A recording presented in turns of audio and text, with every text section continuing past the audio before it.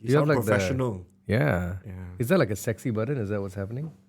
One of those buttons will make it sexy. Yeah. Hello. Okay, good. We can adjust the sound now. Is it anyone want louder or softer? Oh my God. So ASMR. Talk to me, baby. Hey, baby. Oh my God. Did you just make some? Ooh.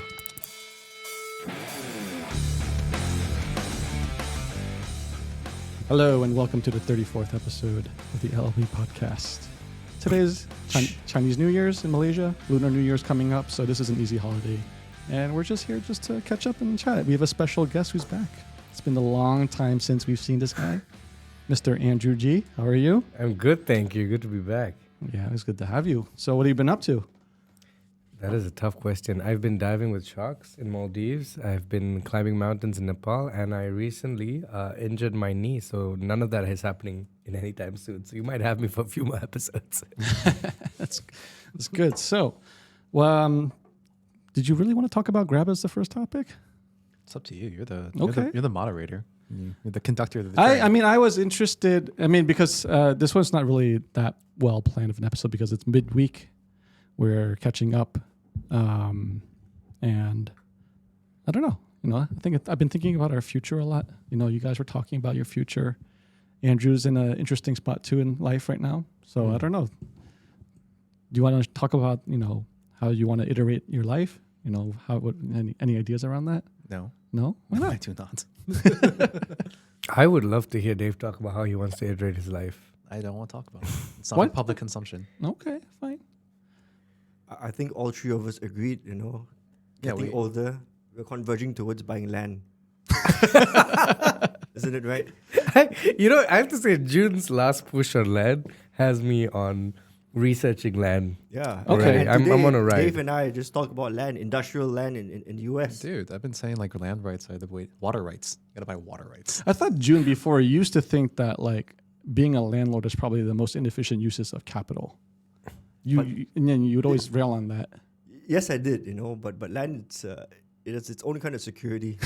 So you're changing your mind now that you're older. Yeah. Just when you get older, you're like more realistic with what happens in life, and how much you have to not work the land to make something of the land. Okay, but on average though, if you don't luck out and get like a particularly great piece of land, what's the average expected growth from just owning land? Yeah. Well, so I don't know about land in particular, but so in the last couple of years, right, looking at just commercial real estate, the returns we've generated just anecdotally on our own assets is in the neighborhood of like 40 to 50% IRR per year, right? DPI 0.6. So it's like real cash out, right?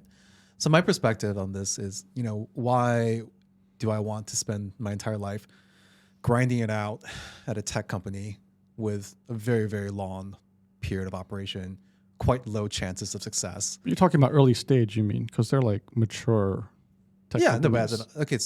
But that's risk adjusted. It's risk adjusted. Yeah, correct. Yeah, right. Sorry, what's the strategy and how did you hit IRRs of that rate? So it's straight up value add in the industrial space, right? So that's leveraged IRR. It is leveraged IRR, okay. Correct. We only buy on leverage. Obviously, if it's unleveraged, that number would be much lower. But I think that's also the benefit. That's the logic. Yeah, that's just the logic of it. Right? Okay, 40% is awesome. Yeah, 30 to 40%, right? So it's for me, the calculus is simple, right? Like I look at this purely from like a returns perspective. Like why take all the risk and all of the illiquidity of doing a tech business when I can make very similar returns doing something that's much more. Number one, it's less complicated, right? It's not that much. I mean, it's not a simple thing, but it's also not rocket science. It's literally, you buy buildings, you fill them up, it's use. It's a proven business model. Proven business model. Supply and demand is there. You don't have to iterate. The questions you have to solve aren't like extremely abstract concepts. Well, then what? Right? And then the returns are, I would argue, just as good, if not better. Yeah. So to me, the calculus is quite simple, right? I mean, like if I'm trying to optimize for maximum capital, what is it? Capital accumulation for myself, then that's, to me, it's like.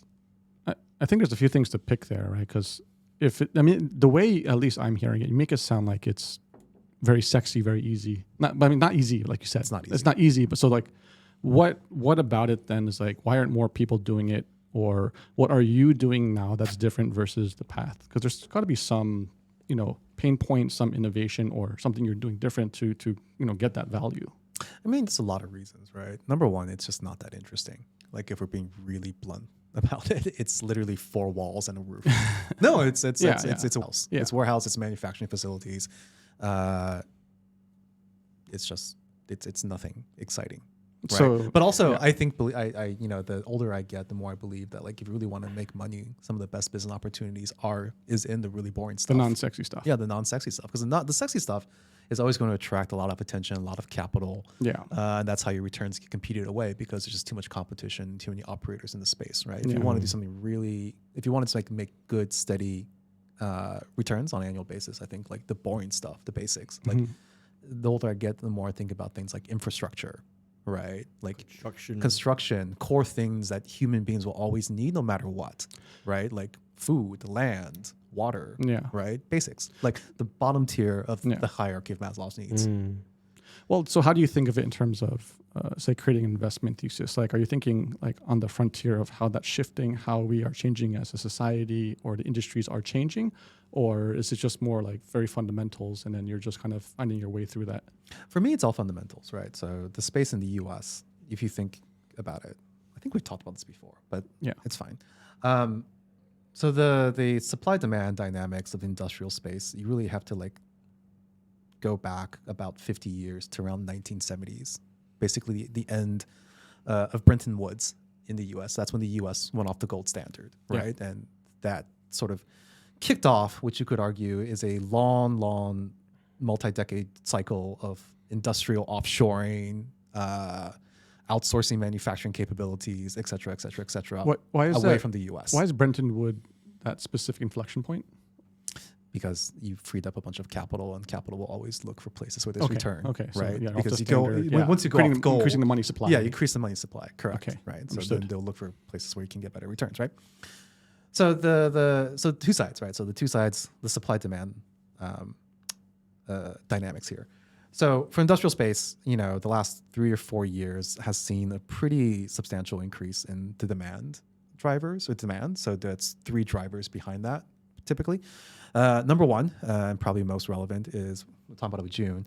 E-commerce continues to be like a big growth vector in the US. Still growing. We're still growing. And these guys, for better or for worse, you've conditioned the consumer in the US to always expect faster lead times or faster delivery times, right? So Amazon went from like 2 weeks to 1 week to 2 days. Now it's the same day, right? So each step in this chain or in this improvement is going to require significantly additional investment in last mile supply, fulfillment, et cetera, right? So these are big use cases, right?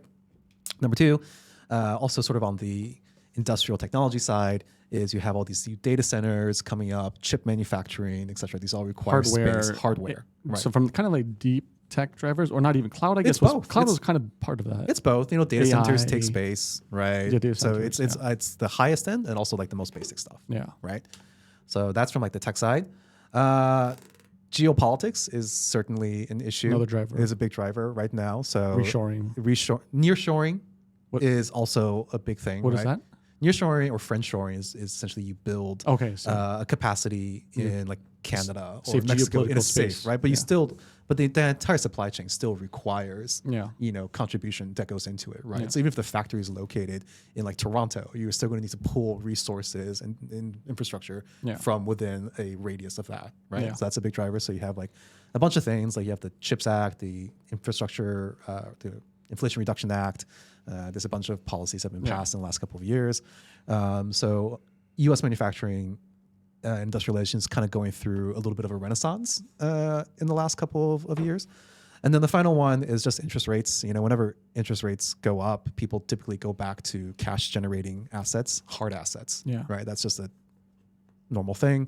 Real estate is usually a good source because those are inflation hedged, right? Rent increases are built in, rent-adjusted increases, inflation-adjusted rent increases are built in, right? So that's the demand side of the situation, right?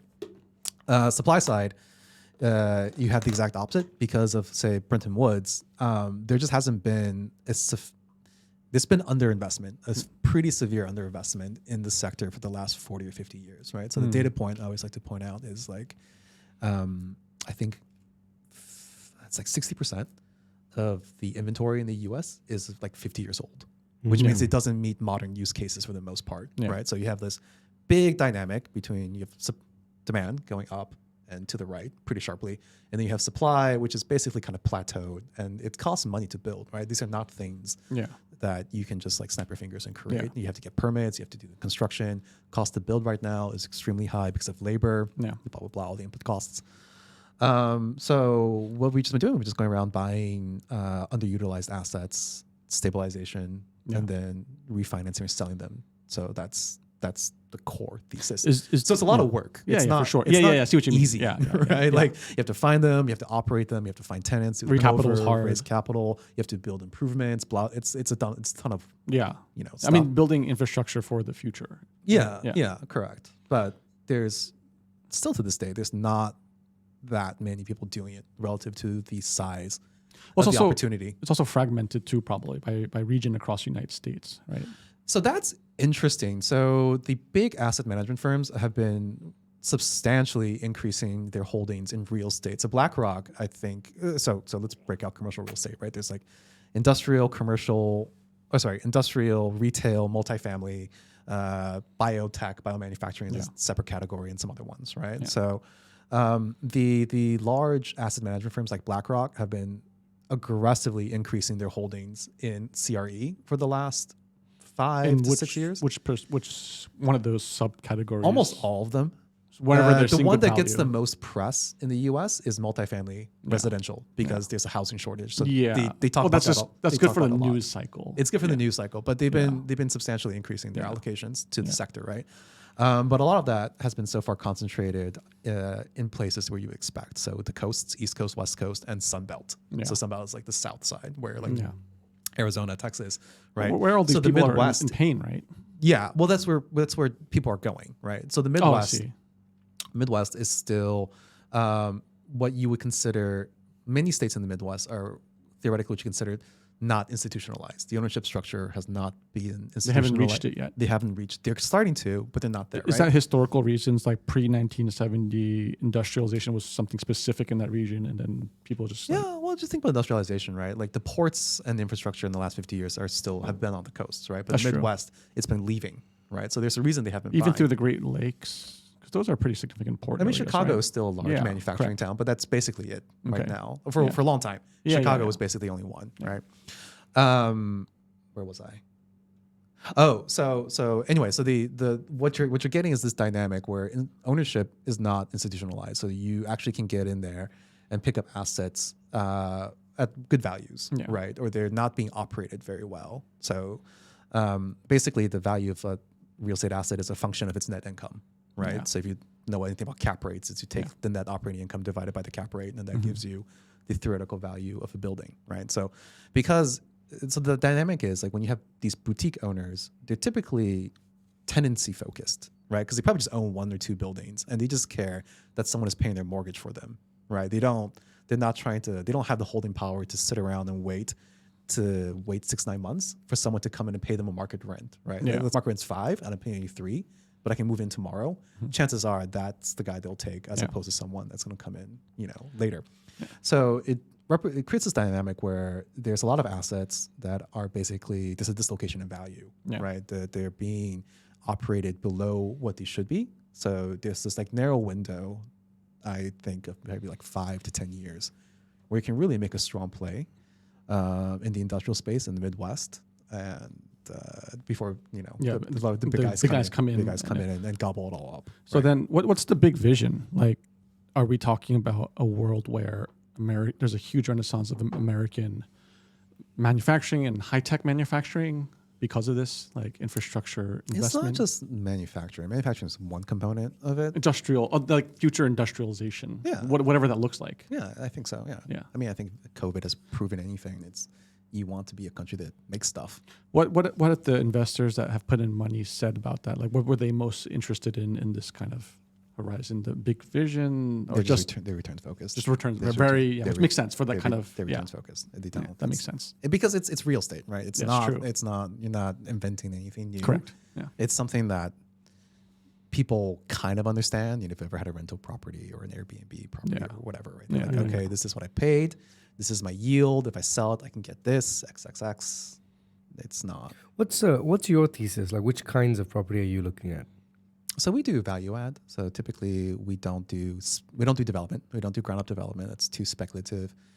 So value add is defined as basically you buy something that has some income in place, but either because of X reason is not living up to its full potential, right? Whether it's a bad lease or you need to put in some improvements or it's under leased, so there's some vacancy on it. Whatever, there's like a list of criteria, right? Yeah. So that's what we do. We buy value add. So we come in, we buy something, we stabilize, and then we typically will, depends on interest rates and what the initial buy was, like either refinance to pull some capital out and redeploy, or we'll sell it or we'll sit on it. To just depends on the macro environment and what the investors want and how long we've had it and all that stuff. Gotcha. And let's say, so to bring it back, if someone was getting into this with a lot less capital, like I think one of the barriers of entry is you need a fair amount of capital to get into property and land, right? Yes. If you What's have that bar? Well, it depends. There's different models. There's like the syndication model, which is quite popular in the US, which is people put up YouTube content, Instagram content, and be like, hey, you want to invest $10,000, invest it in me, and then I'll go and create a consortium and do Correct. that, right? So Yeah. we typically like to work with family offices and high net worth, ultra high Bigger net worth. tickets. So our tickets are like closer to the 300, 500K mark, Okay. right? Because I just personally don't want to, This we don't want to manage. manage a huge cap table. That's not worth it, Yeah. in my perspective. Specifically to this maybe asset class. Yeah. But you're right, Andrew. So one of the reasons a lot of people don't do it is because the ticket sizes are quite big. Yeah. Yeah. So a lot of retail investors would not. If you wanted to get exposure, you could just go buy a REIT. Yeah. That's the easiest way. So you're basically making like much smaller private REITs to some extent. Yeah, basically. Correct. Well, then why should they go with you versus a REIT? Because a REIT is a diversified asset, so it's risk reward, right? So I don't know any REIT that pays you more than like 7%. Yeah. Fundamentals. Also, Yeah. I think Correct. like you're levered way more than a REIT could be. Absolutely. Yeah. Yeah. REITs have very specific requirements. Yeah. Correct. Yeah. Yeah. And they have to pay out a certain percentage of the income as distributions every year. So there's a lot of like limitations on what you can do with a REIT, right? So we're more of a high risk play, but then like the returns justify it. In our opinion, the returns justify the risk. Jun, what have you been thinking about land? Learn a bit more from Dave about what the situation is around the world. Well, US, I guess. Yeah, US. I think it's depressed. It is depressed, especially in that state. Yeah. I think, Dave, most of the assets that you buy, the end use is warehousing, right? We do. So there's a couple categories. There's what you call distribution. So that's like warehousing, fulfillment. Okay. There's manufacturing. So there's both light and heavy manufacturing. Heavy manufacturing is basically anything that has a generator. It's a bit fuzzy. It has like a generator attached and like cranes. And light manufacturing is like more like final assembly, right before the product gets to the door. And then there's other fringe use cases like R&D facilities and blah, blah, blah, right? The portfolio is probably 80% distribution fulfillment and then about 20% manufacturing. So you want to diversify that over time depending on the growth trends, I guess, of what you said in... Yeah, I mean, it's important. It's Correct. the fundamental drivers, essally. Yeah, it's portfolio construction, Yeah, right? correct. So Yes, I think we're probably... I think distribution is a pretty safe play, right? Yeah. I don't think there's an issue right now being 80%. Also, it's not a big portfolio. It's relatively small, right? Yeah. So that's... So you're concentrated more. Now. Yeah, so we're concentrated. But I mean, for us, it's more about, we think about diversification more in terms of geography, Okay. right? Because it's easy to look at a state or a region and think of it as like a monolithic thing, but it's not, right? Each of these states are broken up into like counties or subdivisions. And each of these county subdivisions have their own economic dynamics going on, depending on if there's infrastructure in place, if there's a big employer moving into town, et cetera, right? So we look at it more on like a geographic basis for diversification as opposed to like, say, a functional use. But we do both, right? Yeah. But I mean, if you're looking at geographic, right, don't some geographic areas just tend to have like, what's this whole area is just only distribution? Is that's why? That's like, depends on what deals are available, no? Yeah, this Yeah. is true. So part of that is you're kind of constrained to a certain extent because we're not developing, we're not Correct. creating new Correct. product. Yeah. It is you're constrained to a certain extent by what is on the market Yeah. or what has already been built. Okay. Given where e-commerce is growing in Southeast Asia, do you think that play on the distribution side could, like, there's not a lot of players doing what you do here, right? Yeah, so that's an interesting. I think so, right? Or I like don't- GDEX, right? I think they've tried to have a 3PL where they can host people, but most of the times this new e-commerce small startups, right? On TikTok, they would just rent a shop office, 1 or 2, and expand from Yeah, there. they don't need much space, I guess. Yeah, But you could intermediate like a larger warehouse into becoming space for these TikTok shops, right? If they get big enough, then I think that there could be a thesis where if you move in here, we can pool supplies to buy packaging, pool labor to do your packing. Hasn't that been the e-commerce thesis? it's a different model, right? Because we're just landlords. Yeah, we yeah, buy, yeah, yeah, we correct, buy a correct. building You're right, and then you're we right, yeah. find someone to rent it from us. Whatever they do different in the different building, layer. we don't actually care. But right? which layer are you talking about? I think he's talking about one layer. One above. layer up. Oh, you're talking about one layer up. I'm just trying to be like creative here and say, if you're saying the thesis is e-commerce is growing and distribution at any point, whether it's last mile, mid mile, is going to grow in tandem with the distribution, then there's a bunch of things that you can stack onto ownership. That if ownership is difficult to access, you could probably do other things, right? Yeah, correct. I'm just wondering what layers exist in the US that don't exist in Southeast I Asia see. right Okay. now, right? So in theory, like the example that Jun just said of like fractionalized ownership of a warehouse. In theory, like Lazada and Shopee are doing that, right? You have Fulfilled by Lazada, Fulfilled by Shopee. You have DFTZ and all these other like warehouses. But like smaller scale stuff that people get into. I know of one a live seller who started quite early, even before TikTok. It's 888 Live on Facebook. It's this very chubby lady, but she's really, really good, She can sell like 200K in one day Jesus. of like supplements and cosmetics. So after 3 years, she started off in Puchong on a rental, around 30,000 square feet, one of those factory lots, right? And now she had enough to buy her own warehouse and factory lot further down the road near Puchong. So I think I don't know on how I think most would either look out bigger and bigger spaces to rent, or if they make enough money, they might go into real estate and buy the place that they use. Yeah. So if whether they would go to a centralized place where this provides all these services, I don't think that would pick up. I think for the right type of seller, it's possible, right? Yeah. Because you look at like the big brands that are going to these e-commerce agents. Yeah. The big brands will do it, I think. The big brands. Yeah.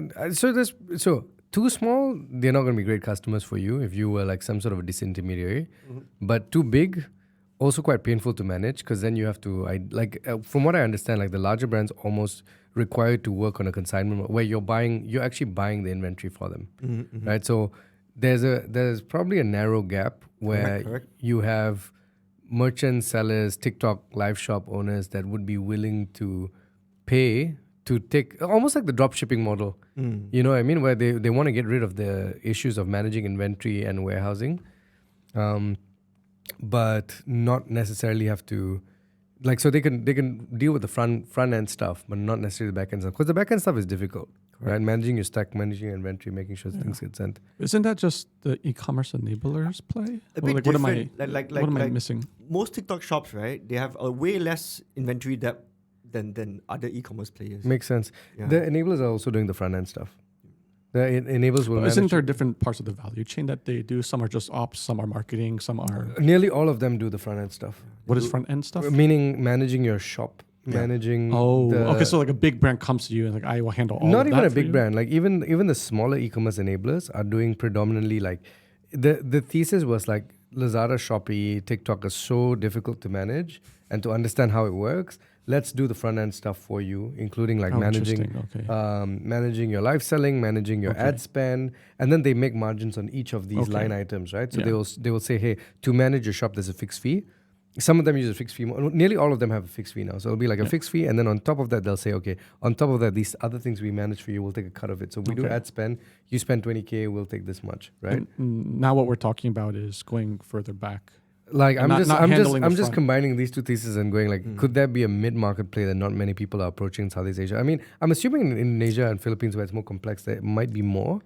So Philippines, I know, is a big market for industrial real estate, but I think the way I think about it is ultimately you kind of have to decide what kind of company or what kind of business you want to run. So our business, we've decided, is we just want to be an asset management deal-based business, right? We want to Focus, raise capital, go transact like 10 to 20 deals ideally a year, acquire blah, blah, blah, and then you collect your performance fees, et cetera, right?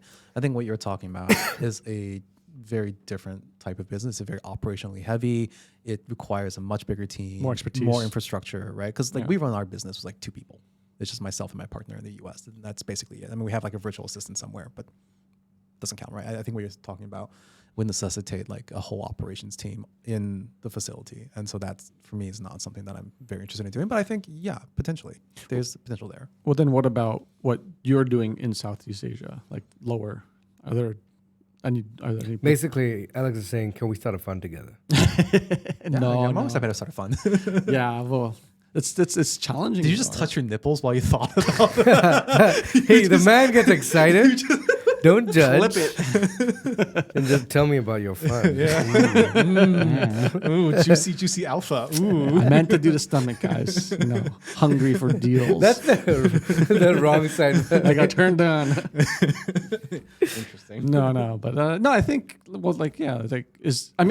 feel the market dynamics will be way different. We're different. I don't know, growth trajectory of Southeast Asia, different problem sets, different market completely. So I mean, it's probably way more. I don't know. It would be just as fragmented as the US, do you think, Southeast Asia? 100%. I No, think the US got really centralized with the hypermarkets like Walmart and Kmart. That big layer, big box. What is Walmart is a huge warehouse. Big box, yeah. Right, where Walmart has its own distributor warehouses supplying these retail outlets, which is known as warehouses. Now that, selling has become fragmented through e-commerce and Amazon is charging crazy amounts for the fulfillment and the commissions, there'll be more channels, where the sales won't be retail at Walmart or on Amazon, but on different channels, like TikTok or their own channels on Etsy, on Spotify. Yeah. So a lot of these smaller warehouses that's operated by the brand owner will pop up. And I think, the trend is unstoppable. People are just buying more and more material things.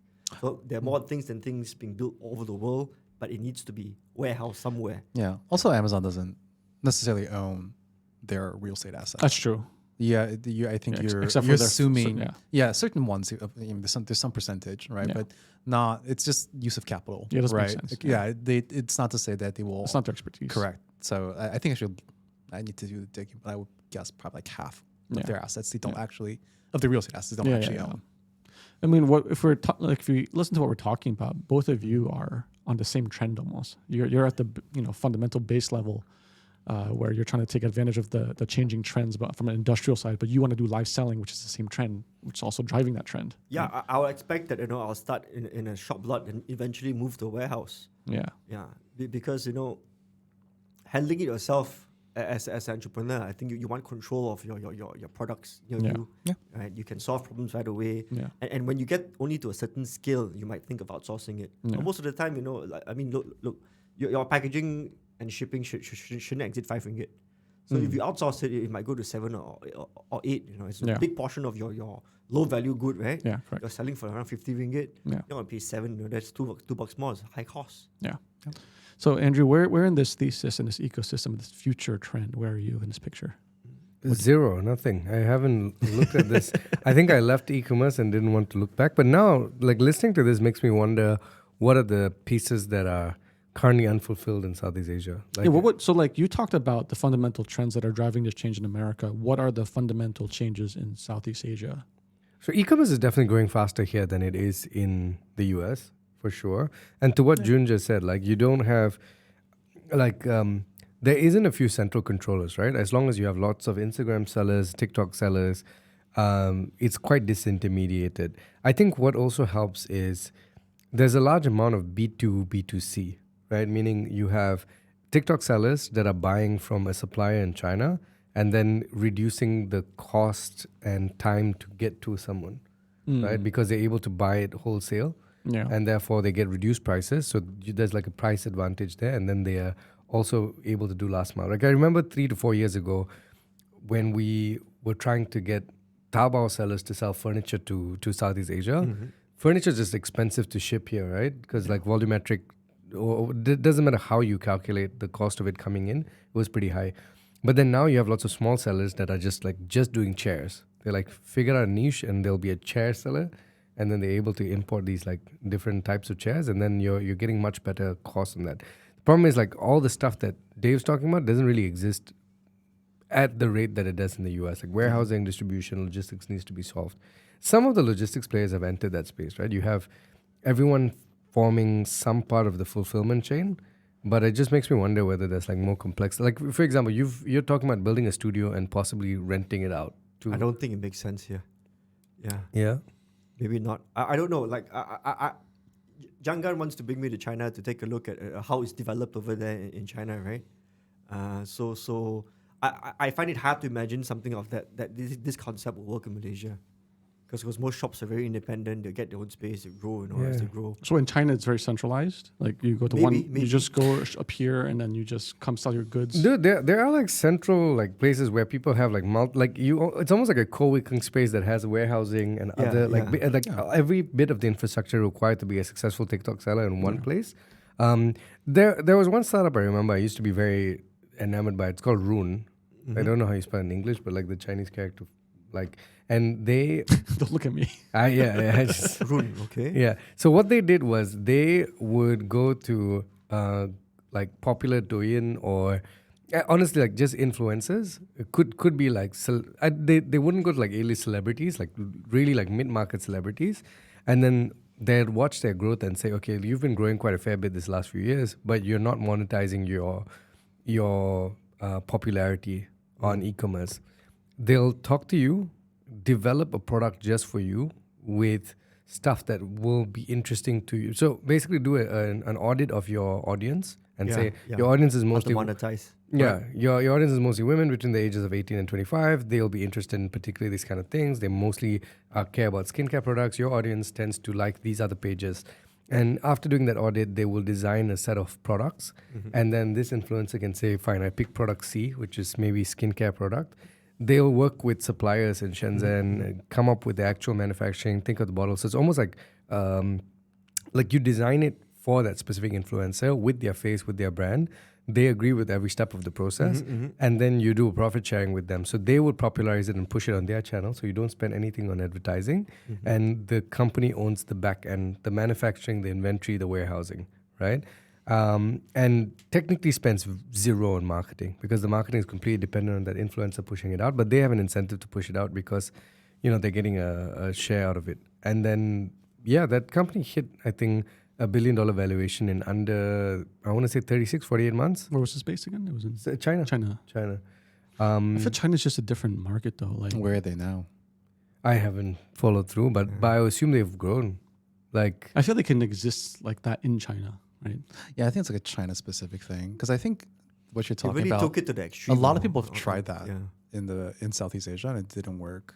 Like we tried it actually. No, it's in Althea. Althea, we tried that and we were using celebrities in Indonesia. Maybe give some context to Althea. What is Althea? It's a Korean beauty e-commerce website That they used platform to, that I was part of Yeah. a couple of years back. And then we were working with some pretty like not top, but like pretty high level celebrities in Indonesia doing something similar, right? Like we design, it's a white label product, right? You design it for them, they put their name on it. It's like so and so's lipstick, right? Or whatever it was. And like our experience was like it's very hit and miss, right? It's very difficult to even if the celebrity pushes it on a regular basis, it's very hard to actually make your money back because you just don't.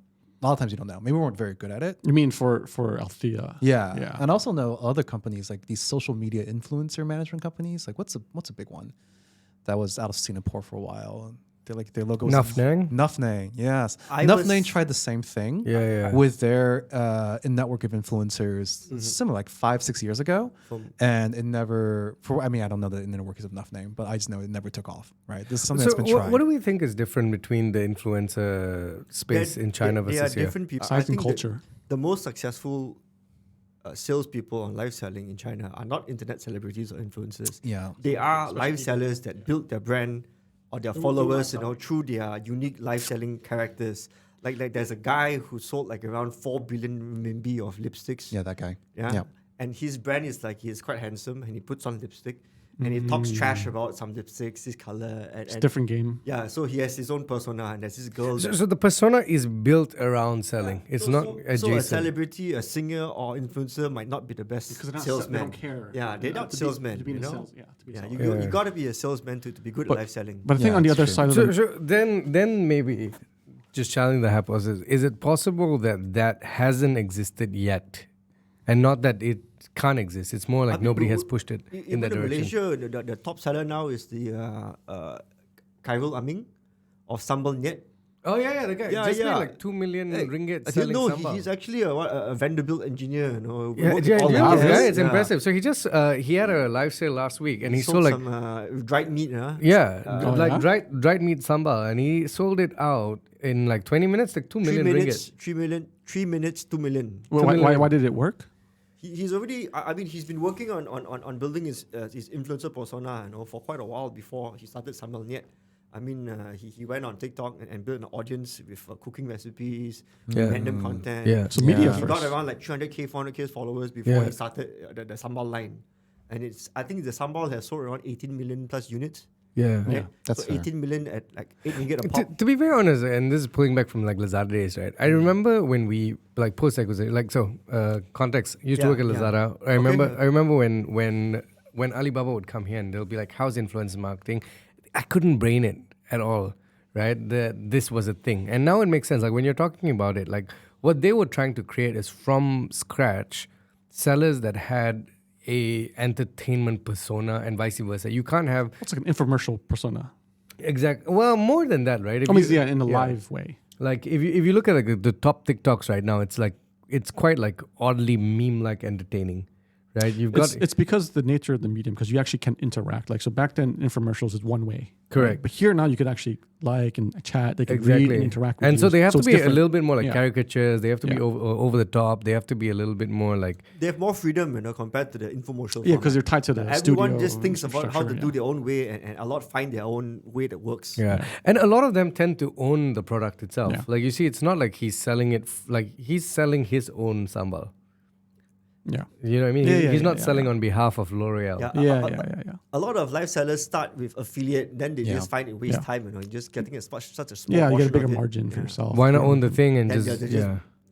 You know, get their own stock in or Do- be a founder Do you themselves. think it's a little bit of a chicken egg of marketplace where, because like when I go to China, like when I go to any tourist spot, the streets are lined with people just like setting up a tripod and just like There's talking to the camera 35 to million live audiences. sellers now. 35 Yeah, I million. feel like as a culture on the consumer side, people consume live, but there's also on the supply side, people are doing the live. I would argue So- that that's happening here already. Like Is it? we're just in the beginning. I think. Yeah. Like I think so. It's Yeah. taking off. That's why I went in.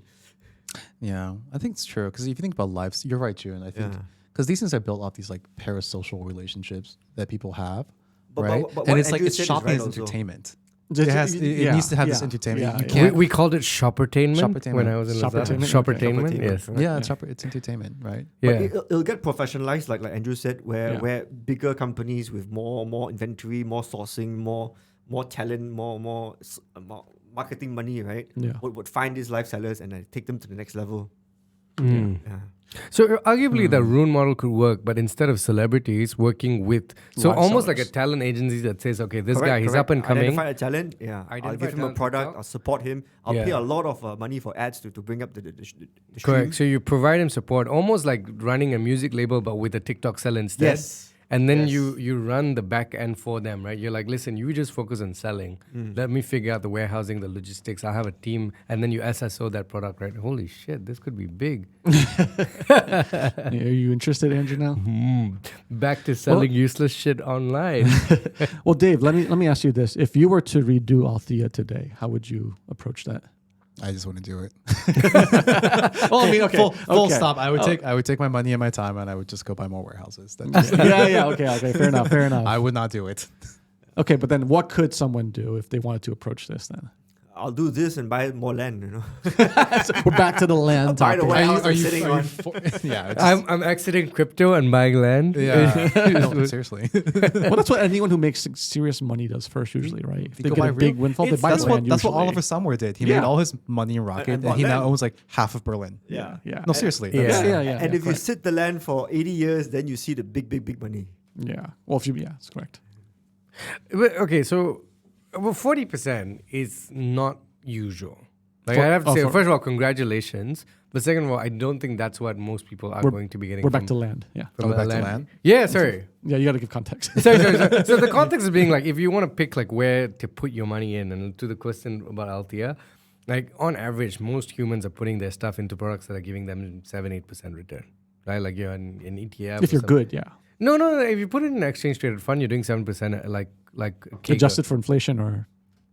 I mean, dude, No, it is. let's No, I mean, in the Yeah. last 15 years, it Yeah, 17% fine. Yeah. is adjusted for That's inflation yes, because there correct, was no correct, inflation. correct. Around 7%. Yeah, exactly. fine, so fine, if you fine, put it yeah. if you put it in an ETF, Vanguard 500 or whatever, or if you put it into a money market investment fund, maybe you're doing 4-5%, Correct, 5%, correct, right? correct. So that's typically what you're playing with. Most humans will never access a 12%, 14%, 20%, 22% IRR like return on their portfolio But in you their have lifetime. to understand too what Dave's saying is also like it's almost like an arbitrage window. You got to attack it now, Yeah. right? Because it's not going to be there forever. That's part of it. Yeah, You're right. 40% is It's very exceptional. it's unusual, but we do target 20.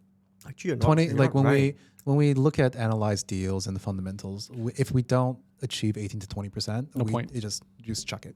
Yeah, so like eventually, like as your portfolio grows, you'll probably converge to 20%. Yeah, it's also correct. It's also a small scale portfolio at this point, right? So you'll have some outsized returns in there. Yeah, right. And as you get bigger and you do more deals, it will Is it- normalize. is- But the difference between like 10% and 20% is like triple your money over the course of 10 years. Is it better to close your fund now and then just raise bigger for on the higher number?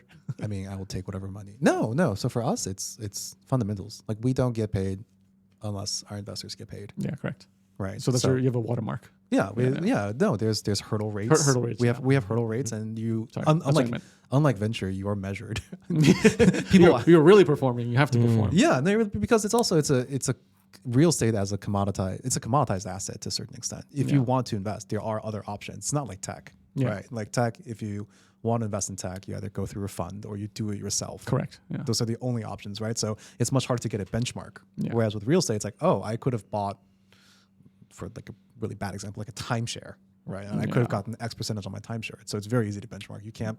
It's a different game than the venture game where you raise big funds, collect your fees, and then kind of not care as much about your return profile. Yeah. You about to say something, Jun, about rates of return? Yeah, I think most homeowners in the 80s, would have seen 12-15% on a landed house. Bro, I don't have a time machine. I mean, I would love to be a homeowner in the 80s. Yeah. This is like 60K this is like and I boomer was saying, worth, when I was your age, I bought a house. I bought a house and I made money. I could go back to 97 by Amazon. It's It was super telltale, cheap. Yeah. Like If you go back to London like 100 years ago, you could have bought like an apartment or block, down in West End, whatever. And now it's like Bro, 18 million this pounds, where we 20 are million used to be a pounds. rubber estate. Yeah, exactly. Yeah. Where Yeah. Bangsa's rubber estate. Yeah.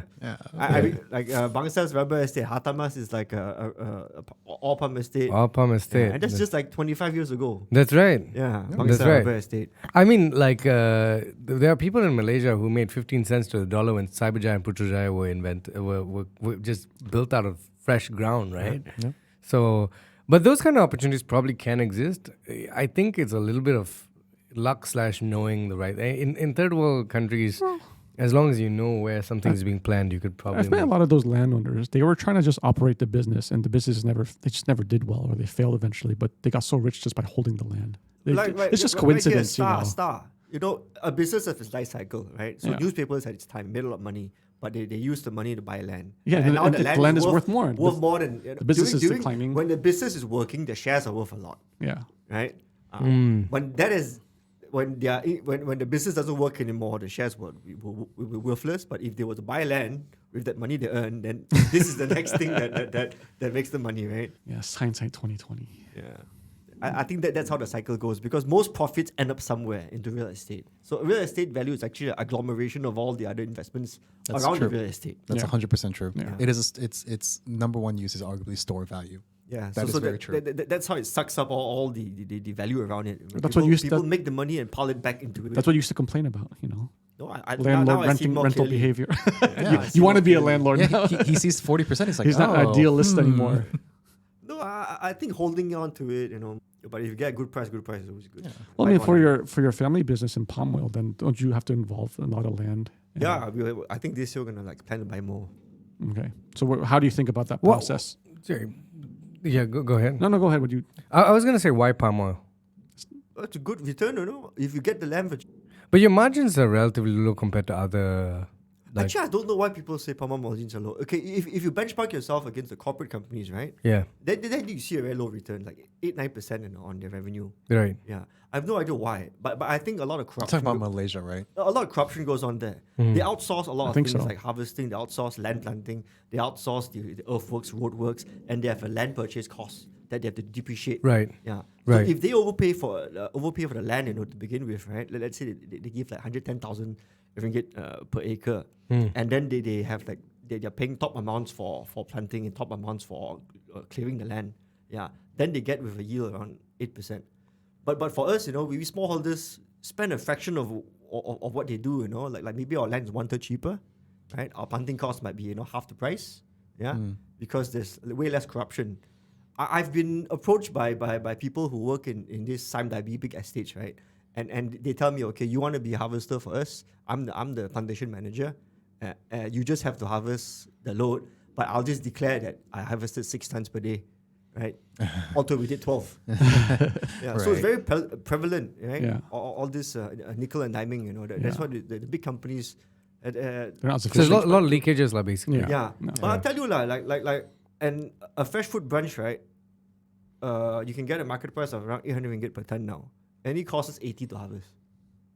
Yeah. No There you go, way. it's 80% gross margin. That's a good margin. Yeah, so I don't know where this thing.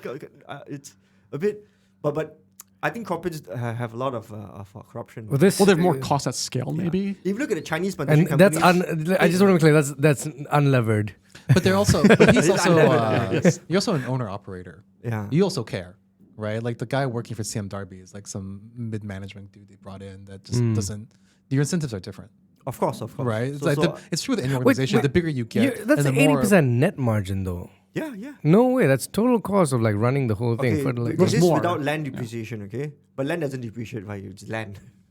Yeah, you normally depreciate your plantation costs. The plantation until expenditures. 2050, lah. 2050 things will start to flip over, right? Yeah. No, it's true. Population starts to decline around like mid 2040s, early 2050s, right?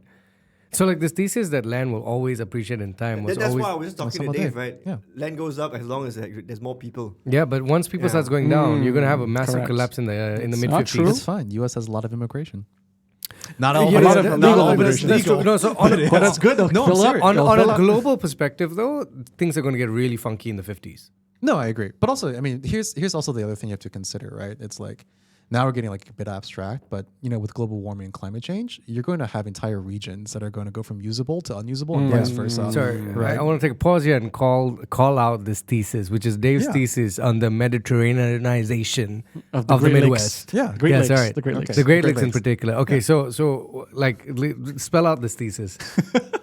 I think it's a No, I think this is great. No, this is it's- great. no, it's yeah. true. No, It's no, true. they've done global climate warming- studies on global this. war- Yeah. They've done climate studies. They've done Yeah. the climate projections of like average temperature bands. Yeah. Given like basically how high sea levels will rise, how much carbon dioxide in the atmosphere, and they projected out 20, 30, 40, 50 years, Perfect. right? And then if you look at the temperature bands, like in the Midwest, it will in like 50 years. We'll So have what are Mediterranean-like the climate? So you've got the Midwest. What else? What else are we looking at that are going to be like awesome Mediterranean spots? So basically, what's going to happen is like everything that's around the equator, if you look at the projections, will become either underwater or unlivable. Right. Because it'll be too hot. Singapore. So get out of Kuala Lumpur and Singapore because it's impossible to live here. Florida is going to be full of gators. No, Singapore will Florida build a will big be bubble. Florida will be underwater. Okay. No, Yeah. No, seriously. I mean, I didn't make this up. I didn't do the projections. I'm not Yeah. smart enough. You Yeah. can Google the. Unless you think the science is flawed. Wait, That's so the you only don't way. you don't think climate change is a hoax? I'm It kidding. doesn't matter if I think it's a hoax or I'm not. messing with The you. point is, it's happening. Yeah. Right. No, like even like as a kid, when I grew up in Wisconsin, the winters were brutal. It was Right. like negative 40 on a Negative, regular, on average, on a regular basis, and now it's like negative 20. It's you can like So within, you can, and it's within 20 exponential. It's within- exponential. Yeah. Yeah. And the further away you get from the equator, the more extreme it becomes. Right. Right. Because that's where it concentrates. Right. So And Siberia is currently defrosting. Yeah. Like there's That's areas great for with Russia. actual that's Yeah. great for Russia. Like there's areas with permafrost that are starting to have trees again. Alaska will be great. Correct. Yeah. Correct. So actually, so when you're looking at Putin said that that Siberia would be like, if global warming is going to happen in Siberia, it would be just vast new land that opens up for us. That's true. That's true. So this is like actually a big issue, right? It's like a lot of place where agriculture happens now will not be usable for agriculture in like 30 to 40 years. You look at the climate projections, but then the flip side is that there are regions of the world where agriculture previously wasn't possible, which might now be accessible. So okay, let's theorize this and play in the abstract space for a while, right? Population starts to decline around mid-40s. In the West, population is already in decline. If you're looking at replacement rate, yeah, correct. If you're looking at replacement rate, not including immigration. But then again, there's also this massive far-right / populist movement that's happening across multiple countries that is also inhibiting immigration. So at some point, immigration will not meet the needs for replacement. And wait, what is that? Is that actually factually? What do you mean? Like, how do you qualify that? Like okay, so like you're it's about Donald Trump. Yeah, not just Donald Trump, but there's actual data that's saying because of right wing immigrants has like decreased. Yes, 100%. Is that like just correlation? Austria, Italy have severely limited immigration rates into their countries. Oh, is it because right wing have taken over in politics? I mean, it's a weird right wing populist thing, very similar to Trump, right? But basically, the Bolsonaros of the world, Bolsonaro, Trump, like there's a movement of like strong men who are taking over and trying to close borders. So you're saying there's a correlation? There's a correlation. Strong correlation. Okay. And then you have replacement rates that are declining, right? And then you have immigration rates which should ideally fulfill the gaps in replacement rate. Okay. That creates some kind of static country. And the reason why you want to have that static growth is because you have pension funds that need to be paid for, you have taxes that need to be paid for to continue building at a certain rate. Correct. But if you don't have immigration that fills up that gap, then you start to have a decline. Yeah. Right? Okay. Yeah, I agree. So then if you have that decline, like property starts to lose its inherent value because there's less people that can buy those, right? Now you're saying that there will be a flip in terms of people moving to places, but does that not just mean it changes hands? Because unless the absolute like number or quantity of land is increasing, then all it's happening is it changes from one location to another. You mean absolute population? Because land can increase. Oh no! As in, like you're saying, arable land will potentially flip, right? From Change, from like the center of the globe becomes less livable. You can grow less stuff. The top northern, southern. So in my head, it just seems like you're actually opening up more land because you go from this tiny little band to 2 bands. Yeah, could not. Or the central becomes like Waterworld. We build cities on water. I mean, there's 2 points, right? So I think your first point about politics, I would say that's like a short to medium term trend, because those always that always goes. Really, you think so? It goes. I mean, but this is how it goes, right? Like every generation goes through this wave of like anti-immigration sentiment, and eventually it'll go away, right? Like it was the Chinese in the U.S. in like the 1800s, and it was like the Irish, and then it was like the Italians, and now it's the Latins, and it always goes in cycles, right? So I 100% agree with you. For the American context, though, or you're saying Western? No, I think it's a global. Even LATAM is showing it as well. Well, like for Asia, it's not the case because immigration is much harder. Oh no, we've always hated immigration. You've always hated immigration. Yeah, correct, exactly. Yeah. Or you only want specific fancy immigration. Yeah, this is true. Expats, not. Correct. Yeah. But my point is like what I'm talking about are like I think multi-decade secular trends, right? And I would argue that the political angle of it's more of a midterm trend. Like it might be like a 1 decade or 1 to 2 election cycles is what I would. Interesting. You think so? And so do we swing hard left in a bit? Or? No, we're already on the hard left. Now what you see in the U.S. is we're swinging hard right. Okay. No, now we're going back to the right. On vis-a-vis immigration, it was hard left for the 4 years, whatever, of Biden administration, right? Which is a reaction to Trump's hard right. So now we're going back to the right on immigration. But what's the point? The point of that? Because he's talking about like land and growing population, and the value of land is predicated on the fact that population will continue to grow, right? And so my basic argument for this is in America, at least for the next 50 years, I would say it's probably still won't be the most desirable places for people at least in a short and medium term for people to want to immigrate to, right? Because there's I mean, as for all the problems that it has, there's real. Okay, if you're trying to like look for a country that has like property rights, rule of law, regulatory, blah blah. We talked about this, right? Yeah. There's not a lot of great options. America's still number one. Yeah. For property rights, yes. Yeah, I would exactly. agree. That's true. So like, who's going to suffer the most then? Or do you think that like it'll be so fundamental that everyone will flip and react very strongly and open up like immigration everywhere then? No, it might trigger a baby boom. I don't know. If it goes far right again, then So I think in the just U. like the 1940s, 50s baby boom. No, I don't think that's And it's something. 4 or 5 kids. No, No, I don't think so. I don't think that's I don't gonna think it's gonna happen. happen. That's You not really happening. want? I do. I do You think. say it don't happen, but it always happens after disaster. It happens.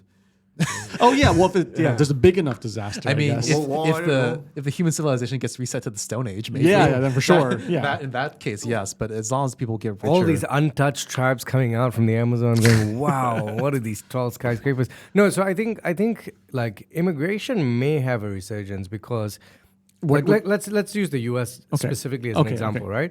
right? The U.S. will become, for the first time, a majority-minority country in like 10, 15 years. Yeah. something Right? like that. Yeah. And so when you become a majority-minority country, then not saying that anyone in office needs to pander, but the nuances within rhetoric will start to become a lot more fluid. They'll want to be more welcoming. And I think along with that will come some minor policy changes, like opening up the border. Like if you become a predominantly Latin American country, Yep. you'd have to be nicer to your Latin American neighbors. Yeah. Just by proxy of like most of your like people in power being Latin American. You know, the Right? funny thing about that is actually some of the biggest, like the most extreme people on immigration Yes, are actually yes, Latin. I agree. Because they got it. They got it. Ted Cruz. Before you go too far down, Yeah, you'd be surprised. yes. Okay, fair. I think they'll still But be yeah, anti. I agree with your point. I actually. think they'll still be anti El Salvador and Guatemala, right? The new racists. But like, it just the lines will change. It's yeah. like I don't know. It's like sometimes I meet Malaysian Indians, and they'll be like, "Oh, the Banglas," Yeah, exactly. and like causing all the crime. Like, dude, 3 generations ago, we came here on little ships. Yeah, You know, with- exactly. Yeah. Well, you figure, and like Jangan says, in one generation you forget everything. Yeah, 100%. Yeah. 2 generations and then those immigrants. Exactly. You know, Yeah. like, yeah. No, my parents are the same. They're the same. Yeah. Well, but they're talking about illegal immigrants. So it's a bit different. Okay. Yeah, It's- I mean, that's a bit different, We're all legal. Well, then what do you Yeah. what do you think about the people who really want to legalize all like the 10 million illegal immigrants that came in that are currently in U.S.? That's nonsense. Okay. That's pure nonsense. But I mean, like, because that's like what from you're saying this from a moral standpoint, or more of like what? Like it's like the principle you should follow the rule of law, or the law breaks down. Because like, Yeah. but pragmatically though, like, You have to. what are you going to do with 10 million people? That's deport them?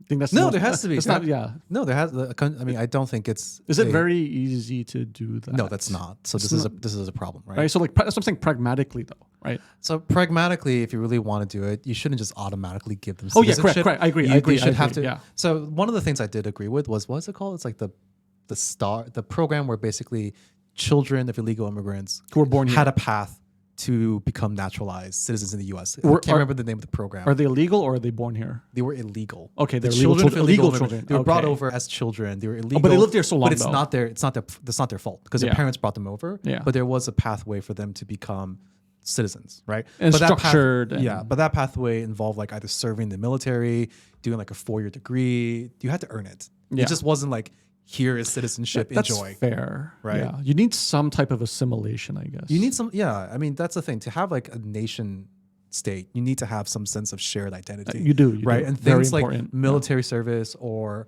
going through higher education are ways to create a does that, national yeah. identity. And then you can't just give a bunch of illegal immigrants. I mean, that sounds really harsh, but that's just the way it is. You can't give a bunch of Just illegal blanket- immigrants I agree. just Blanket you because they cannot. want it, Yeah, right? yeah, It's like saying like, oh, I'm going to be a citizen of Malaysia. Give me a citizen. I mean, That would never happen anyway.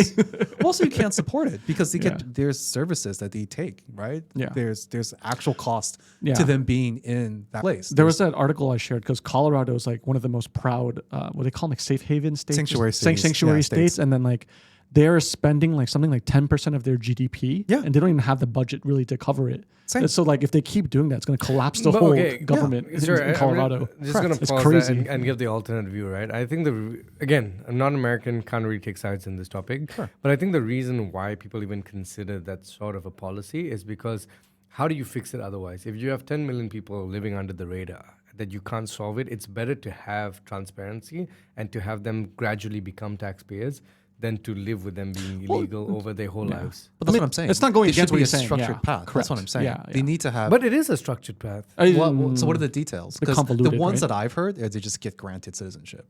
Is that so true? Yeah, I don't know if that's I don't know true. the details, right?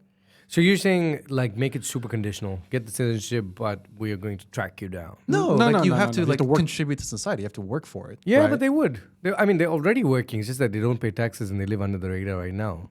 You know, like it's not like they're living there like No, well, you're saying like that, That's- which because it's not like everyone's in one bucket. Some have been there for quite a long time. Yeah, that's fair. No, That's some fair. some are just fresh. Like, so I was just talking to our friend Jordan who runs restaurants in New York, right? And they were saying like because they're in F&B, they have to hire a lot of these immigrants, or I don't know if they're doing it under table or whatever. For sure Don't they want to do get them in it under trouble, table. but like what they're saying is these people who are new and coming into the city as immigrants, they do not want to work. They just like they hire them. They're lazy. They really don't do anything. So it's like very hard for a business who runs an F&B and like on cheap labor. It's just like it's not a viable employment path for them. really. That's That's what they're saying in Europe also. Maybe There- because of there the are good handouts, or I'm migrants not and sure. like, Yeah. those Yeah. migrants that because I mean, look, it's one anecdote. So I don't know. They say it's because of the welfare that they give these recent migrants, right? That they don't want to work. I mean, they would have to work if they have no choice. But they have been like even like I was reading New York City is like spending also a considerable amount of their budget to their like it's something like 63 million to get everyone gets like No, it's 4 billion. 4 billion. They spent $4 the billion credit cards. The credit cards. The total expenditure on housing. Oh yeah. Recent like illegal immigrants that have been busted into blah blah blah. Yeah. I think it's around $4 billion. Correct. Yeah. I mean, but like I was maybe talking about one of the more recent initiatives, which is like everyone gets a credit card of money because the $4 billion is going to waste. So they'll buy them really shitty food that none of them eat and just throw away. So what they want to do is just give them credit cards where they can just buy whatever they want, cook themselves, right? So, but anyway, that's Why just are we giving them handouts? yeah, well, that's what you're saying. Yeah, that's your point. This is my point, Yeah, right? yeah. I mean, I think so fair enough. I agree with you. Like we're at a point where you probably can't just mass deport them because it'd be impossible. You can't track them all down. It would be a huge endeavor. But it's also but there should be a path, right? You have to like learn the language, like learn English, right? Yeah. You have to like I said, like get education, like Yeah. get a job, be gainfully employed. You have to be like a contributing member of society. to get citizenship. You just can't just freeload. That's But also what's crazy is like these southern border states, they just literally ship them off and bus those to other states who are more liberal. I agree with that. That's because you're from Wisconsin, so no one's shipping it to you. But these you know. these liberal cities should understand the consequences of the decisions. It's really easy to sit in New York City and be like, "Oh, I love immigrants," when you have no illegal immigrants. Well, I don't, but You're disassociated from the actual like what's happening. Correct. I think what's happening now, like in New York is one of the few states actually really protested this trend. So there's like really big protests that they're not happy with the situation. Well, whereas then- maybe Colorado's not happening. Then Maybe they the West should Coast. vote someone else into power. Yeah, then, right. yeah. This is how democracy works. Yeah. Right. You have to understand the consequences of what it is you're doing. Do you think if this continues, the West continues to decline? Like a road? I No, don't think so. because it's very liberal and it's like homelessness still is a problem. I was reading about how What's the problem? homelessness, like right, because they cleaned it up for like the big World Summit in San Francisco, but like if you like just go a few blocks over, they're saying like, oh well, it's still there actually, So I mean, the problems fundamentally, whatever's happening in the West as problems still are there. All right. You don't think it gets worse? I think if you keep letting it go the way that it's going, it's going to get worse. Yeah. If you keep letting millions of people come across the border undocumented and not working and siphoning resources, that's going to make things worse. Yeah, which is happening now. Which is what is happening, it's and happening now. this is a big issue right now, Yeah. right? So where else around the world? I mean, Europe, it's also very similar to this probably. Asia doesn't have this problem though, right? What do you mean? People? No, that's not true. You can't look at it monolithically. I think people immigrate from an adjacent region that doesn't have economic prosperity. Yeah, correct. To another one that has. Yeah. So I think a lot of economists have always said, if Europe wants to prevent Africa from becoming a huge part of Europe, you got to go to Africa and give them jobs there, build stuff over there. Yeah. So they just don't hop on the ship and cross the strait. Yeah. That's what's happening now. It's unstoppable. They just come and and you're a humanitarian, right? You just can't deny them and U-turn them. They tried that. And to be honest, like, okay, bringing it back to the tech perspective, like I'm looking at some of my, so I get quite a decent amount of like seed investments in Africa nowadays. And like just looking at where some of these businesses are, it's like peering back into Time. Yeah, it's like peering back Time into machine. time. And sometimes like, you literally are like when they're stuck and they say we're having this problem, you go like, well, have you tried this thing? And it sounds so insightful to them, but the reality is it's just because you saw it happen here. And that's like one thing. I do think like at some point the investments in Africa become a lot more sexy. And for sure. opportunities there also make sense, right? Like it's happening. Like a lot more people are. I think some of the most successful markets in Africa are also becoming hubs for, like you're talking about adjacent prospects. Like in theory, people are more likely to go to adjacent countries than they are to faraway countries. It just That's makes true. sense, Yeah. easier, Yeah. right? I mean, So we like, see it here in Southeast Asia. Exactly. And so like the more successful Nigeria, Kenya become, the more you get like inter-Africa migration as well. I mean, based off what you're saying, though, if like the biggest middle class is coming from Asia, so Southeast Asia becomes very attractive for immigration too then in the future. Yeah. I mean, it already is. It already is. Yeah, Singapore, because that's the most Chinese fleeing to developed. Singapore. Yeah, Yeah. that's true. Yeah. So like, I guess if the like whoever develops faster next probably is gonna be a big target for For immigration sure. here. I mean, Yeah. like you already see it in like Malaysia, Thailand, big hubs for like people from Myanmar, Cambodia, Laos. Like, yeah, that's true. Yeah, that's true. We're also here in Malaysia. So. I mean, yeah, there's a Vietnamese, a Taiwanese, you know. You still think I'm Taiwanese? I mean, yes. Sure, Yes. yes. CCP spy. Have you ever thought Till of as joining old the as time. Communist Party? Did you guys watch the video of? I don't think I can. TikTok, the guy. Okay. Yeah, no. It's a. So I was just poking fun of a video. The hearing, the Senate hearing of like the CEO of TikTok, Zuckerberg. Oh no, Yeah. There's a tiny clip that's making the rounds where they keep asking the CEO of TikTok if he correct. has ever thought of joining the Communist Party. He's like, Senator, I'm Singaporean. I served in the Singapore Army. Yeah. I mean, but honestly, that's I think most of that's theater. It is theater. Yeah, for Yeah. sure. Because That's that all same theater. senator, went to Singapore and sold them F-35s. Right? Yeah. So he knows what Singapore is. He knows. Yeah. It was Ted Cruz, right? Yeah, No, it wasn't Ted Cruz. Was it It Ted was Cruz? Cotton. Tom Cotton. Tom Cotton. Tom Yeah, Cotton. he Yeah, knows. yeah. It's He's just, theater. it's kabuki. It is. It's 100% kabuki. American politics. Actually, what do these hearings do? Nothing. That's the problem with hearings. There's no actual ramifications. You just get pulled up on stage. You get like berated for Probably an pandering for hour, the base. and then Yeah. you just I fuck think off. he made Mark Zuckerberg turn around and apologize. Sorry, my content has harmed kids. Did he? What? Yeah, He he did. stood up. He turned around to his audience, right, after getting berated by This Ted Cruz. Oh, no, by a woman. Well, I think that I forgot. Maybe the old woman lah. So he stood up, turned around to his audience, and apologized in his face. His Wow. Android data face. Yeah. Wow. Yeah. But there's That's no like- consequences. Wow. Yeah, I think it was about child pornography. This Yeah. accusation. It's about child pornography, Yeah, correct. Yeah. Yeah. Proper bow down, say sorry, Zook. Wow. He didn't bow lah. No? He stood up doing it. Did he challenge him to a cage match afterwards? This is like That still hasn't happened. So fight who me, has bro. tried the Vision Pro? No, yeah, I no really one- want to. though. wait, no, it's not even Malaysia. You know anyone who has it here? Someone no, probably no, has. no. I Someone just saw probably has now. I just saw a Quest 3 But I wanna put for the it on first and time. It try took it. 6 months for Quest 3 Yeah. to get here. Yeah. Do you, Dude, do this you is- have $3,500 to spend on it? I don't. You can pull one. You can pull and buy one. Dude, the new Quest 3 is $400, and of course it's not the Vision Pro, but it does a lot of things pretty well. Oh yeah, I'm sure. Yeah. I mean, what do you guys? How do you feel about this new tech? I think watching movies on it is going to be awesome. That's When you say movies, June, what do you mean? I have a topic. You guys want a So I'm topic? pretty Yeah, sure yeah, there's yeah. going to be a big vertical on that. Yeah, the for movies sure. on that. Hold on, what's For Dave's sure. topic? What's Dave's Okay, topic? Really Okay. immersive.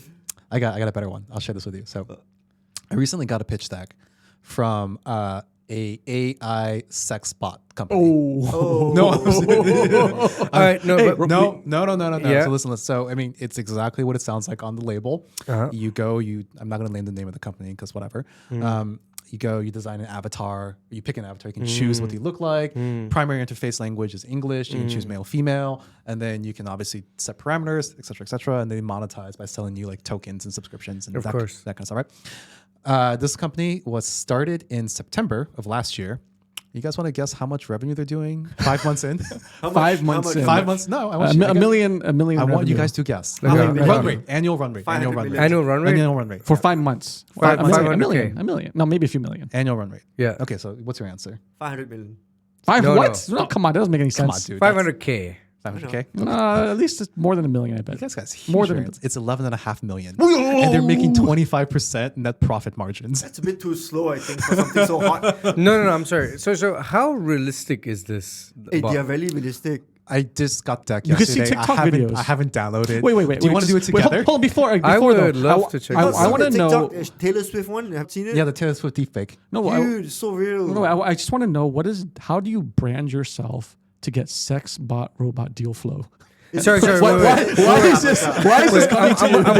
I'm gonna pause here to bring back the math so you guys kind of have an estimate. Do you know what the top producer on OnlyFans makes per month? Like $2 million, I think. Yeah, something ridiculous. It's in the millions. 500 mil, I think. It's in the millions. Per month. No, It's in the millions. two. It's in the millions. I know who this is. It's like 10 Okay. million or something, I think. Okay, the answer for 2024 Jan is 20 million. Yeah, so 20. crazy. Who is it? 20 million. That's I crazy. forget her name. Who is Thick something. You Thick forget- China. You forgot her name, Andrew? Thick China? Oh, Thick China. China. Black China. Black China. Black China. Spelled with a Black Y. China. Black China. C-H-Y-N-A. Yeah. Oh, she's the Black top. China. She's Yeah. the top. Oh, wow. Yeah, so Black China does like 20 million per month. She was.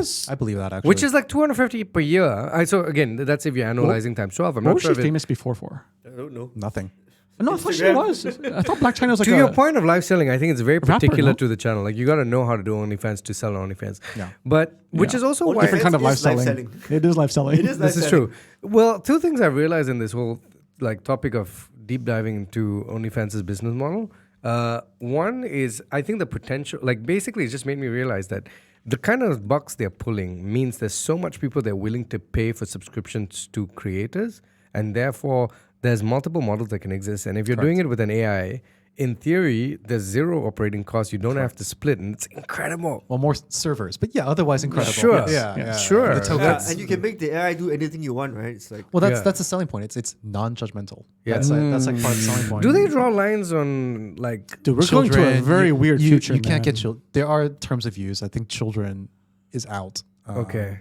I Because didn't really go into this deep- was a massive issue in Japan in like the mid 90s about whether they should ban manga with kids, like hentai. Yeah. Oh, hentai. Yeah. Yeah. Did they? they didn't. They didn't. They didn't. It's more and more now, I think. So I mean, okay, I'm not gonna. That's not Yeah. So how does this future work? I put in my Apple Vision Pro, then strap up with my AI sex robot and have a great time. No, Did you ever you see get a that- little flashlight that has the a flashlight. yeah. A little. Did you ever that, see that that? has like the Bluetooth stuff? Yeah. Did you ever see that episode of Futurama where Fry builds a sex bot into Lucy Liu sex bot? Oh, is it? And then he spends all his time with the Lucy Liu. No, this is the future. This is. I this can is- imagine that happening. Yeah, for real. It's- No, but this is a real problem, right? Like if Yeah. you go back and so I think what's driving a lot of this is also if you look at the statistics in the U.S., there's some crazy stats that came out.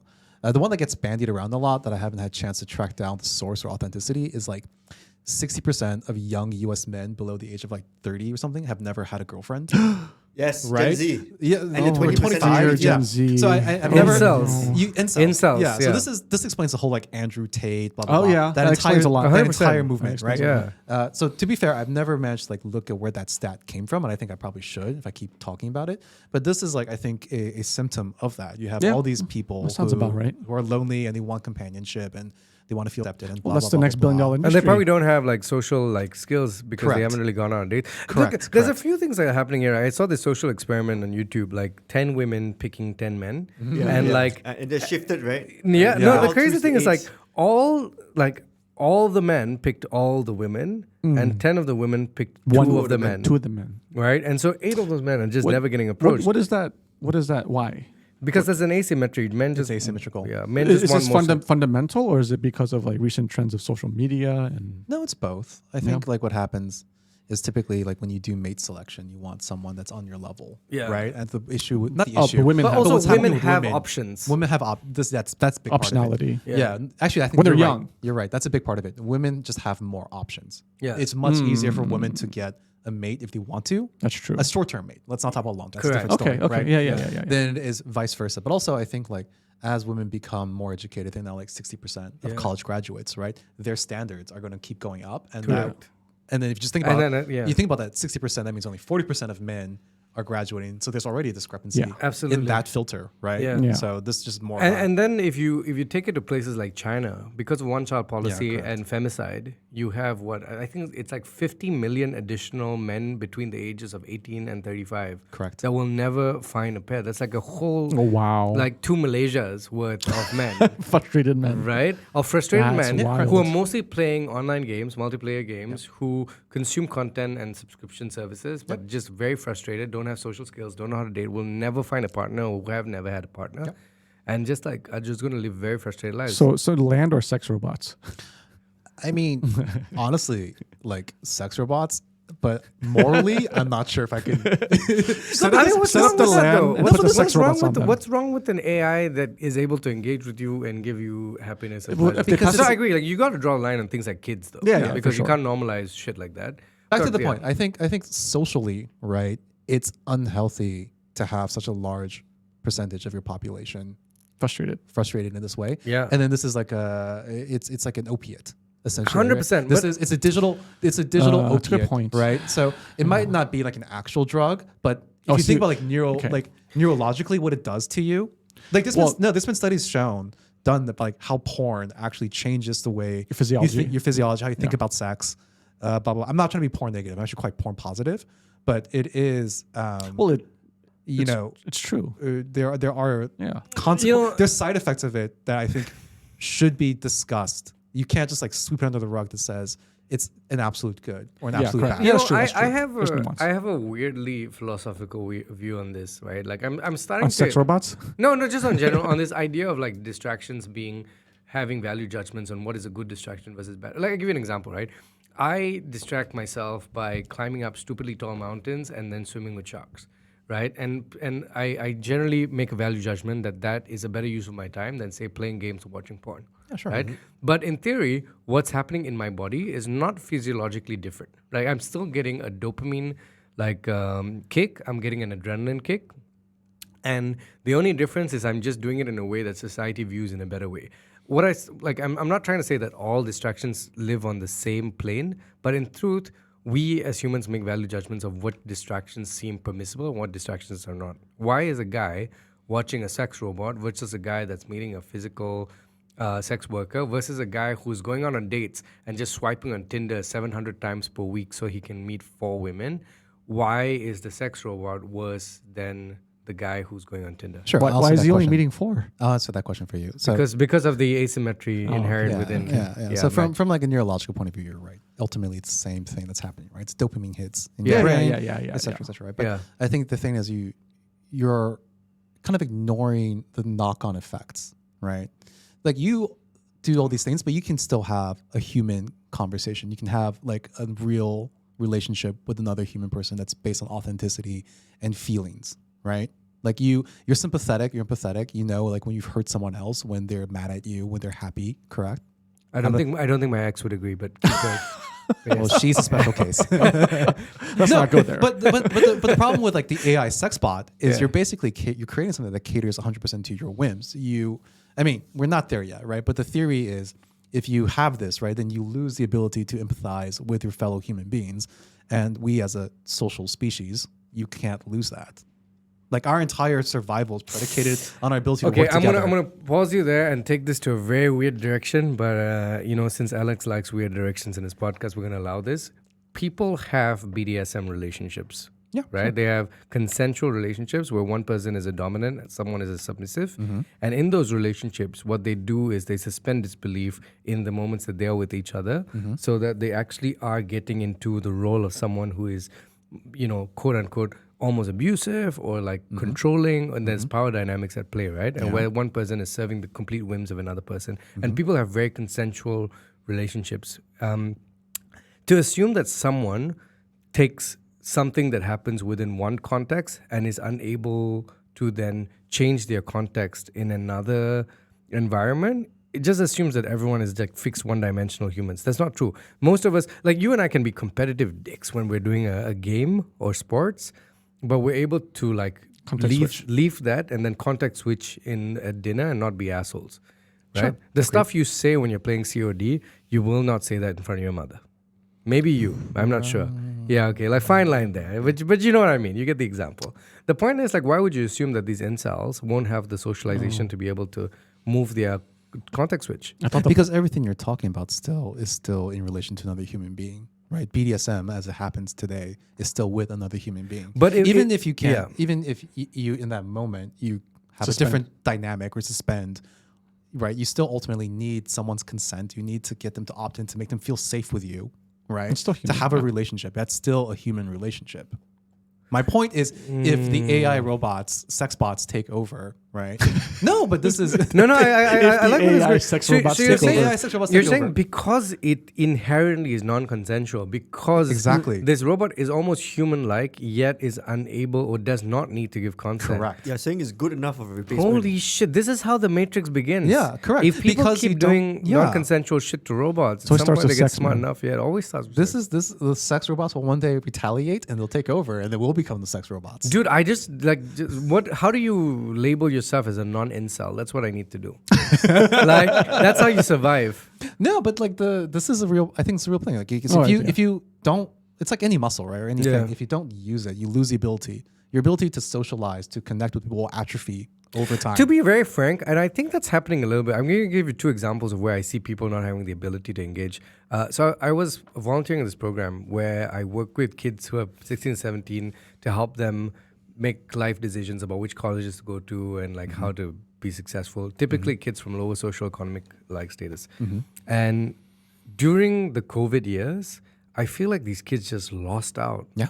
Because they just were not socializing. Yep. And You you saw can it firsthand. generally feel firsthand that they just have no Correct. clue how to interact with another human. Yeah. And there's a whole batch of like whenever I meet people who are like early 20s now, I don't know if it's like an age gap thing, because I feel like I wasn't that weirdly socialized when I was like in my early 20s. But I meet a lot of kids nowadays. Or no, I don't meet a lot of kids. Like when I meet people who are in their 20s, I feel like they just don't know how to engage and have conversations because they're mostly on TikTok and Instagram.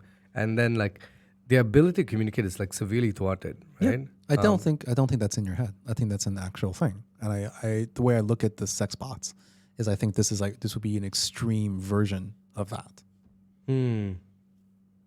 Right? I mean, even just from like a propagation of the human species perspective, right? If everyone's having sex with human sex bots, then population to collapse really will become a thing. Maybe you diverge. You have different species. Or maybe communication just becomes something different, right? I mean, before, like, we were dependent on like verbal language, and now I guess people get better at writing and chatting, and communicating via memes. Memes almost becomes a medium of symbols that passes on information and feelings. Sure. And then Neuralink in 15 years, and then we don't even need language anymore. Yeah. Well, apparently it's already implanted in someone, right?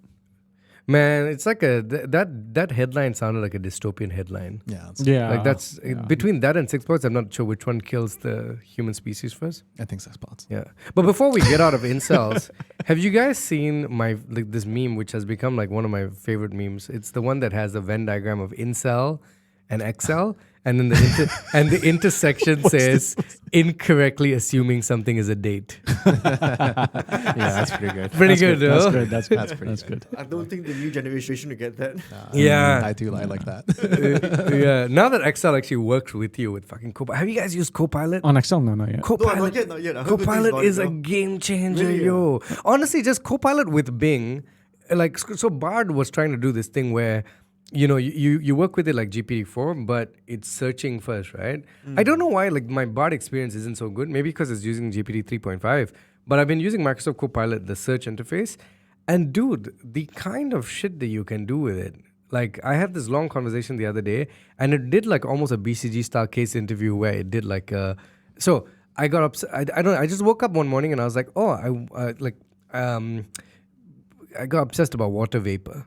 And I was like, don't ask me. Like, I was curious. I was like, hey, you know, how much does the water that I pour for these plants evaporate because I'm pouring it when the fan is on was off?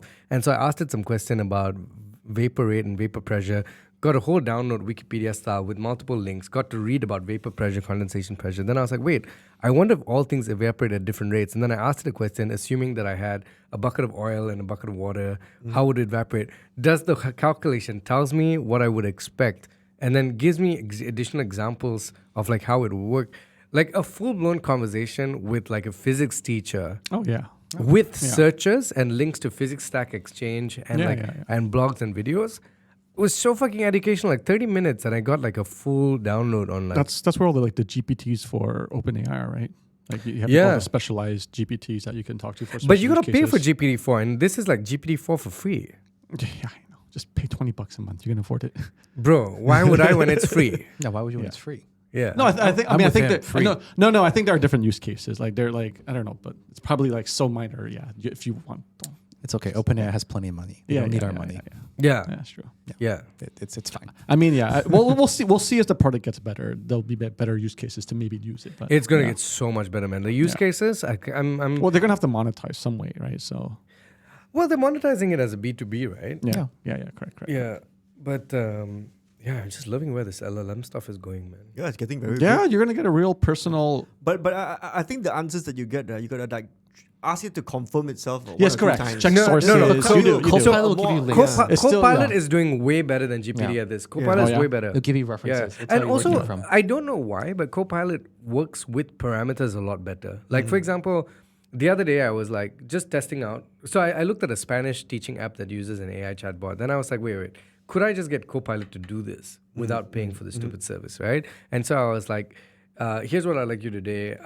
Give me a topic. I will write to you and then correct me and ask me comprehension questions about it. So I basically got it to do like Spanish comprehension for 30 minutes. Just like it prompted me a question. I gave it a response. Or it gave me an essay and I asked me questions. Like basically I got it to do reading comprehension and like writing comprehension.